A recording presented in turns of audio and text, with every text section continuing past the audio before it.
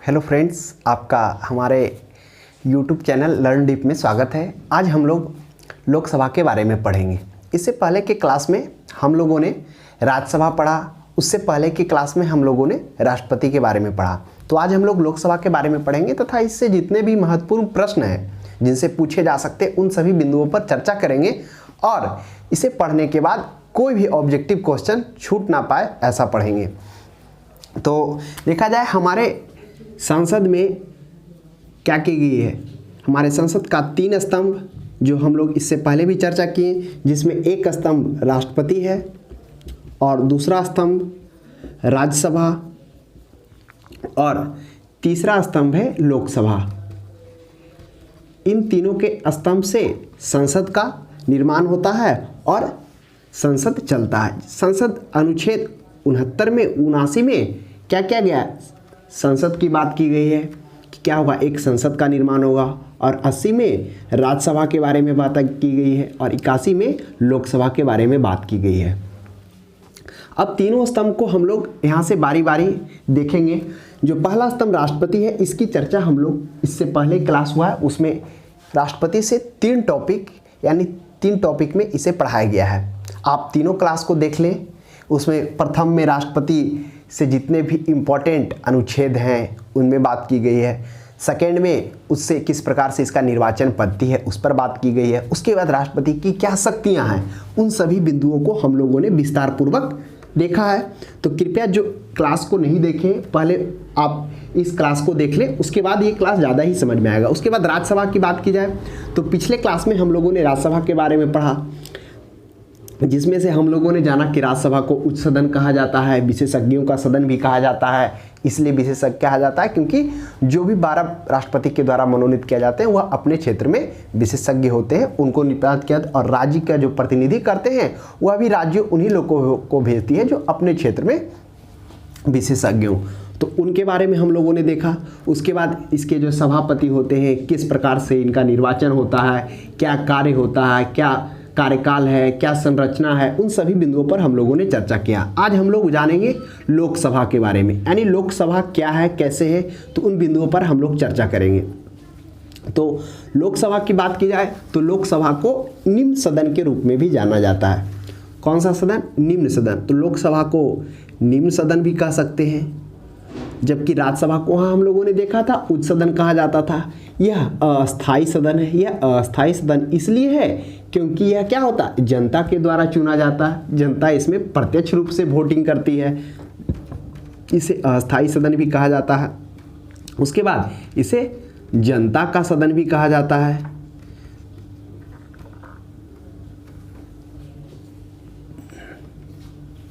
तो इस तरह से हम लोगों ने देखा कि लोकसभा को इन सभी नामों से भी जाना जाता है। तो प्रश्न में अगर पूछ दिया जाए तो कृपया आप ध्यान रखेंगे, अस्थाई सदन भी, लोकसभा को निम्न सदन भी और जनता का सदन और जनता का लोकप्रिय सदन भी इसलिए कहा जाता है क्योंकि जनता उन्हें चुनती है जो लोकप्रिय होते हैं, क्योंकि उस क्षेत्र से बहुत सारे कैंडिडेट खड़ा होते हैं तो जीत उन्हीं का होता है जो जनता में लोकप्रिय होते हैं। तो ध्यान में रखेंगे, इसलिए इसे जनता का लोकप्रिय सदन भी कहा जाता है। अब हम लोग लोकसभा की संरचना की बात करेंगे कि इसकी संरचना क्या है। तो इसकी जिस प्रकार से हम लोगों ने राज्यसभा की संरचना के बारे में देखा था कि उसकी संरचना क्या है, तो लोकसभा में जो मूल संविधान में उसमें 552 सीट की बात किया गया है, यानी इतना सीट है जिसमें क्या है 550 + 2, यानी 2 क्या होंगे, एंग्लो इंडियन से होंगे। यानी ये 2 सदस्य को एंग्लो इंडियन, जो एंग्लो इंडियन आएंगे वह राष्ट्रपति के द्वारा निर्वाचित होंगे। यह अनुच्छेद 331 में यह बात कही गई है। एंग्लो इंडियन का मतलब हुआ कि वैसे अंग्रेज जो पहले अंग्रेज थे अब भारतीय हो गए। तो 2 एंग्लो इंडियन को चुनने का अधिकार राष्ट्रपति को दिया गया है। अब इस 550 में से 530 यह राज्यों द्वारा निर्वाचित करने का प्रावधान है और जो 20 है वह यूनियन टेरिटरी यानी केंद्र शासित प्रदेश से। तो जो राज्यों में है, जो राज्यों को दिया गया है 530 सीट राज्यों के लिए, वह राज्यों से 530 सीट पर निर्वाचन हो जाता है। और जबकि जो यूनियन टेरिटरी के लिए यानी केंद्र शासित प्रदेश के लिए जो 20 सीट दिया गया है उसमें क्या होता है, 13 सीट ही आ पाता है, क्योंकि जनसंख्या कम होने के कारण वो पूरे प्रतिनिधि को नहीं भेज पाते हैं, तो 20 में मात्र 13 ही आ पाता है। तो इस तरह से 530 + 13 543 सीट ये हो गया, और 2 सीट जो मनोनीत किए जाते हैं एंग्लो इंडियन। तो इस तरह वर्तमान में 545 सीटों पर क्या हो रहा है, निर्वाचन हो रहा है, और इतने सीट जो बचे हुए बाकी खाली हैं। तो आप ध्यान में रखेंगे, अगर वर्तमान सीट पर निर्वाचन की बात की जाए तो वो 545 है। जिस तरह से हम लोगों ने राज्यसभा में देखा था कि 250 जो उनका सीट होता है, उसमें से हम लोगों ने देखा था कि 230 क्या होते हैं, वह राज्यों के द्वारा आते हैं, और बाकी जो 13 हैं उसमें भी कुछ खाली रह जाते थे जो यूनियन टेरिटरी करता था। ठीक उसी प्रकार यहाँ भी राज्यसभा का भी संरचना इसी प्रकार किया गया है। अब हम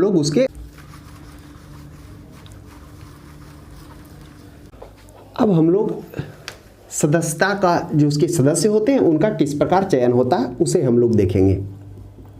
सदस्यता का चयन किस प्रकार से चयन होता है। पहला, इनका जो चयन होता है इसमें जनता प्रत्यक्ष रूप से वोट करती है, यानी प्रत्यक्ष रूप से। और दूसरा क्या होता है, इसमें सार्वभौमिक मताधिकार होता है। सार्वभौमिक का मतलब हुआ कि वे सभी जो 18 वर्ष से ऊपर हैं, यानी 18+ जितने भी है उन्हें वोटिंग करने का अधिकार है, तो सभी को सार्वभौमिक मताधिकार होता है। और तीसरा है, पहला प्रत्यक्ष रूप से, यानी इसमें जनता प्रत्यक्ष रूप से भाग लेती है, डायरेक्ट वोटिंग करती है, इसलिए इसे प्रत्यक्ष रूप से इसमें इनका चयन होता है। उसके बाद सार्वभौमिक मताधिकार, जिसमें सभी लोगों को क्या है, मताधिकार, मत देने का अधिकार दिया गया है, जितने भी 18 वर्ष से ऊपर है उन सभी को मत देने। उसके बाद तीसरा है विनर टेक ऑल, यानी विनर टेक ऑल, जो भी जीतेगा वो ले जाएगा। जिस तरह से हम लोग यहाँ पे देखते हैं A, B, C और D 4 कैंडिडेट खड़ा होते हैं। मान लेते हैं एक 15 वोट लाया, एक 20 वोट लाया, एक ने 21 और D 26। तो इस तरह से D सबसे अधिक वोट लाया और क्या होगा, यह विजयी होगा और इस क्षेत्र से वह विजयी होगा। तो इस प्रकार से जो जीतेगा वो सीट को ले जाएगा। तो ये होता उनके सदस्यता का चयन। उसके बाद हम लोग कार्यकाल देखेंगे। उनका कार्यकाल क्या होता है, उनका कार्यकाल 5 वर्ष का होता है। जिस तरह से हम लोगों ने देखा था कि राज्यसभा का कार्यकाल 6 वर्ष का होता है और वह सदन को भंग नहीं किया जा सकता है, जबकि इनका कार्यकाल 5 साल का होता है और यह अस्थायी होता है, इसे कभी भी भंग किया जा सकता है। यानी 5 वर्ष तक कब तक रहेगा, जब तक यदि क्या हो, यदि पहले विघटन ना हुआ हो। कब विघटन नहीं होगा, जब बहुमत खो देने पर, बहुमत खोने पर। मान लेते हैं सरकार क्या है, अपना बहुमत खो देती है। जब वो अपना बहुमत खो देती है तो आपने पढ़ा होगा कि अनुच्छेद 85 के अनुसार, इसकी चर्चा जब हम लोग महत्वपूर्ण अनुच्छेद पढ़ाए थे उसमें भी किए थे। अनुच्छेद 85 में क्या होगा, यह राष्ट्रपति को अधिकार है कि प्रधानमंत्री के सलाह पर वह क्या करे, लोकसभा को विघटन करे। तब उनका क्या हो जाएगा, कार्यकाल से पहले भी विघटन हो सकता है। तो आप ध्यान में रखेंगे 5 वर्ष तक कब तक रहेगा, जब तक वह बहुमत सदन में प्राप्त किया हुआ है। उसके बाद हम लोग देखेंगे एक और स्थिति है कि आपात के स्थिति में क्या होता है, उसे भी हम लोग समझेंगे। अगर राष्ट्रीय आपात लगा हुआ हो 352 के अनुसार, तब क्या हो सकता है कि लोकसभा के कार्यकाल को बढ़ाया जा सकता है। कैसे बढ़ाया जा सकता है, मान लेते हैं जब यह आपात, राष्ट्रीय आपात लगा हुआ हो तो लोकसभा के कार्यकाल को 1 वर्ष के लिए बढ़ाया जा सकता है। अगर पुनः क्या हो, आपात लागू हो तो पुनः फिर से 1 वर्ष के लिए कार्यकाल को बढ़ाया जा सकता है। अगर उसके बाद भी आपातकाल लगा हुआ हो तो फिर से वो 1 वर्ष के लिए बढ़ाया जा सकता है। इस तरह से कई बार इसके कार्यकाल को बढ़ाया जा सकता है, अगर क्या हो, राष्ट्रीय आपात लगा हुआ हो देश में तब। अगर राष्ट्रीय आपात नहीं लगा हुआ हो, वो समाप्त हो गया हो, तो वह 6 माह के अंदर उसे क्या करना होगा, अपना निर्वाचन कर देना होगा, यानी उसका निर्वाचन हो जाएगा अगर आपातकाल खत्म हो गया हो तो ध्यान में रखेंगे कि इससे प्रश्न पूछा जाता है कि लोकसभा के कार्यकाल को आपात की स्थिति में, राष्ट्रीय आपात की स्थिति में कितने समय के लिए बढ़ाया जा सकता है? तो अनंत समय के लिए बढ़ाया जा सकता है, जब तक वह लगा हुआ हो। अगर वो समाप्त हो गया हो तो उसे 6 महीना के अंदर समाप्त कर दिया जाएगा, उसके बाद निर्वाचन करवाया जाएगा। तो इस तरह से हम लोगों ने यहाँ पे कार्यकाल को देखा। उसके बाद हम लोग ध्यान में रखेंगे, जब इंदिरा गांधी की सरकार थी तब उस टाइम क्या किया गया था? लोकसभा के कार्यकाल को बढ़ाया गया था। यानी 42वां संविधान संशोधन जो आप लोग पढ़े भी होंगे, 1946 में यहाँ पर इंदिरा गांधी की सरकार होती है और वह क्या करते हैं, उसमें बहुत सारा बदलाव देखने को मिलता है, इसलिए उसे मिनी कॉन्स्टिट्यूशंस के नाम से भी जाना जाता है। उसमें क्या किया गया था, उनके कार्यकाल जो लोकसभा के कार्यकाल थे उन्हें 5 वर्ष से 6 वर्ष किया गया था। उसके बाद 44वां संविधान संशोधन, इंदिरा गांधी की सरकार जाती है और 1978 में मोरारजी देसाई आते हैं, गैर कांग्रेसी सरकार आता है, तो पुनः क्या कर दिया गया, जो लोकसभा के कार्यकाल को 6 वर्ष किया गया था उसे पुनः 5 वर्ष कर दिया जाता है, जो अभी तक वर्तमान में वही है 5 वर्ष। तो ध्यान में रखेंगे, इनसे भी प्रश्न कभी कभी बन जाता है। उसके बाद हम लोग शक्ति को देखते हैं, क्या क्या इसके शक्तियां हैं उन पर हम लोग ध्यान देंगे। कुछ शक्तियां, लोकसभा को कुछ शक्तियां भी दी गई है। शक्ति क्या है? शक्ति है कि लोकसभा में धन विधेयक, यानी कोई भी विधेयक धन विधेयक है या नहीं, इसे निर्णय लेने का अधिकार किसे है? लोकसभा अध्यक्ष को। और आप यह भी ध्यान में रखेंगे कि धन विधेयक को सबसे पहले लोकसभा में पेश किया जाता है। उसके बाद 108 अनुच्छेद 108 के तहत संयुक्त अधिवेशन की अध्यक्षता भी लोकसभा अध्यक्ष के द्वारा ही किया जाएगा। यानी संयुक्त अधिवेशन की अध्यक्षता कौन करेगा? लोकसभा अध्यक्ष ही करेगा। उसके बाद निर्णायक मत, क्या है? निर्णायक मत, अगर क्या हो, कोई भी मत बराबर हो जाए, अगर मत बराबर हो जाए तो उस परिस्थिति में निर्णायक मत देने का अधिकार भी लोकसभा अध्यक्ष को दिया जाता है। उसके बाद अगर त्यागपत्र की बात की जाए तो अध्यक्ष जो होते हैं और उपाध्यक्ष,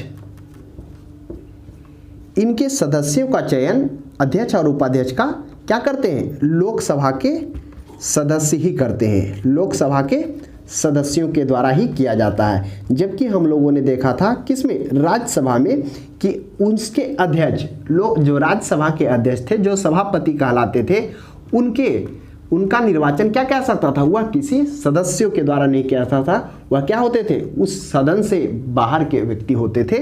तो लेकिन जो यहाँ पे जो लोकसभा के अध्यक्ष होते हैं वह सदन के ही सदस्य होते हैं, उनका निर्वाचन लोकसभा सदस्यों के द्वारा ही किया जाता है। जबकि राष्ट्रपति, राज्यसभा में उपसभापति होते थे, उनका निर्वाचन क्या कहता था?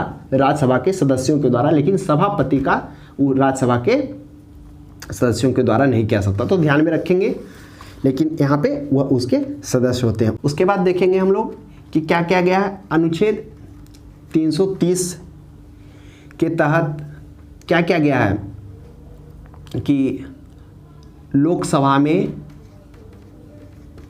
अनुच्छेद 330 के तहत लोकसभा, जो लोकसभा में अनुसूचित जाति के लिए 84 सीट का वर्णन किया गया है। यानी उसके लिए 84 सीट आरक्षण दिए गए हैं, यानी कुछ आरक्षण भी इसको दिए गए हैं। आरक्षण क्या क्या दिए गए हैं उसे हम लोग देखेंगे। आरक्षण में है कि अनुच्छेद 330 के तहत लोकसभा में अनुसूचित जाति के लिए 84 और जनजाति के लिए 47 सीट का प्रावधान किया गया। उसके बाद अनुच्छेद 331 के तहत क्या किया गया? 2 एंग्लो इंडियन, यानी जो 2 एंग्लो इंडियन हैं उनकी व्यवस्था की गई है, 2 की। उसके बाद बात की जाए तो ये आरक्षण हो गया, आरक्षण संबंधी प्रावधान हो गया। उसके बाद कुछ लोकसभा के कुछ विशेष कार्य दिए गए हैं। क्या विशेष हैं उसे हम लोग देखेंगे। पहला है कि जो लोकसभा में होते हैं मंत्रिपरिषद, वह लोकसभा के प्रति क्या होते हैं? उत्तरदायी होते हैं। लोकसभा के प्रति उत्तरदायी होते हैं। यह प्रश्न कभी कभी पूछ दिया जाता है। उसके बाद सरकार, जो सरकार होता है, सरकार कहाँ बनाया जाता है? यह भी सरकार बनाने की प्रक्रिया भी लोकसभा में होती है, यानी लोकसभा में जिनका बहुमत होता है उनकी सरकार होती है। तो आप ध्यान में रखेंगे कि अगर सरकार का जो गठन होता है वह लोकसभा में ही आधार पर होता है, जिसका बहुमत होती है उसे सरकार बनाया जाता है। उसके बाद धन विधेयक, जो धन विधेयक हम लोग अभी चर्चा किए थे, जो 110 अनुच्छेद के तहत क्या क्या आता है, यह सबसे पहले कहाँ लाया जाता है? यह लोकसभा में ही लाया जाता है। उसके बाद लोकसभा में लाने के बाद इसे कहाँ भेजा जाता है? राज्यसभा में भेजा जाता है, और राज्यसभा को मात्र 14 दिन का अधिकार प्राप्त है। अगर राज्यसभा 14 दिन के अंदर इस धन विधेयक को पारित नहीं करता है तो वह स्वतः ही पारित हो जाएगा। तो ये सब बिंदु को ध्यान में रखेंगे। उसके बाद कुछ और बिंदु है, उसे हम लोग देखते हैं।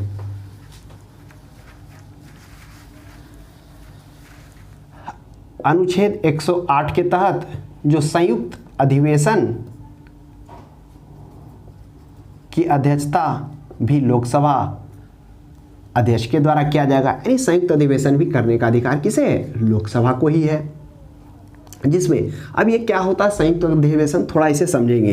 हाल ही में जो आंदोलन हुआ, किसान आंदोलन, उसमें क्या किया गया था? यानी एक ऑर्डिनेंस लाया गया था। ऑर्डिनेंस 5 जून को लाया गया था राष्ट्रपति के द्वारा।